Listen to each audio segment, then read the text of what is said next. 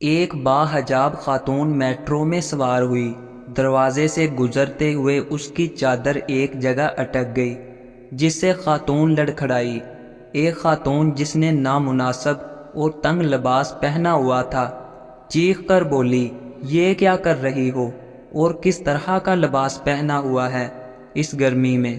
Metro میں بیٹھے بقیہ افراد بھی متوجہ ہوئے، لیکن اس باحجاب خاتون نے جلدی سے خود کو سمیٹا اور اسی خاتون کے ساتھ جا کر بیٹھ گئی۔ جب میٹرو چل پڑی تو اس باحجاب خاتون نے اس خاتون کو کان میں کہا کہ یہ چادر میں نے تمہاری خاطر پہن رکھی ہے۔ یہ سن کر اس خاتون نے کہا کہ میری خاطر؟ میں نے تمہیں کب کہا کہ میری خاطر تم چادر پہنو اور اس گرمی میں پسینے سے شرابور ہو؟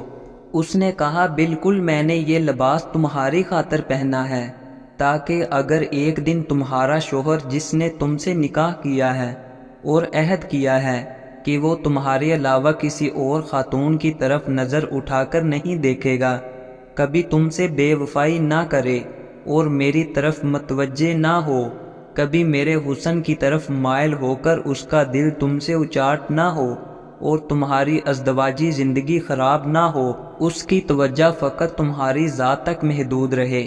اس لیے میں نے اپنے اوپر سختی کر کے تمہارے گھر کو محفوظ کیا ہوا ہے۔ میں گرمی کی شدت میں بھی اپنے جسم کی نمائش نہیں کرتی تاکہ کوئی مرد اپنے گھر کی خواتین سے خیانت نہ کرے۔ اور یہ مت بولو کہ میں بھی تمہاری طرح عورت ہوں، میرا بھی دل کرتا ہے کہ لوگ میری تعریف کریں، اور جب تک میں نظروں سے اوجھل نہ ہو جاؤں لوگ میرے حسن کی مداح کریں، لیکن میرا بھی ایک شوہر ہے جس سے میں خیانت نہیں کرنا چاہتی، کیونکہ میری نظر میں مجھ پر فقط میرے شوہر کا حق ہے اور میں اس حق میں خیانت نہیں کروں گی۔